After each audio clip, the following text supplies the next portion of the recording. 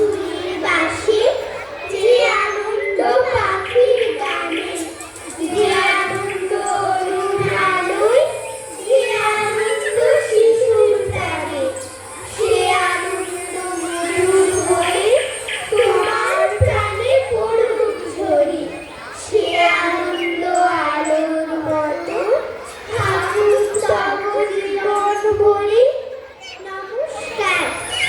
আমাদের জীবনে আনন্দ, সুখ এবং রং নিয়ে আসে।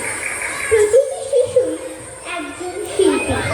তারা তাদের কল্পনাকে চারিদিক সৌন্দর্যে ভরিয়ে তোলে। একটি শিশুর হাসি পৃথিবীর সমস্ত সম্পদের চেয়ে মূল্যবান। কবিগুরু রবীন্দ্রনাথ ঠাকুরের সহজ পাঠ হল এমন একটি গ্রন্থ যার মাধ্যমে প্রত্যেক শিশুর শৈশব আরও সুন্দর হয়ে ওঠে। সহজ পাঠে বাংলা বর্ণ শিক্ষার সঙ্গে সঙ্গে বিষয় ও ছন্দের বৈচিত্র্যের অপূর্ব মেলবন্ধন ঘটেছে। তাই আজকে আমাদের প্রথম নিবেদন সহজ পাঠের কিছু নির্বাচিত অংশ। ছোট খোকা বলে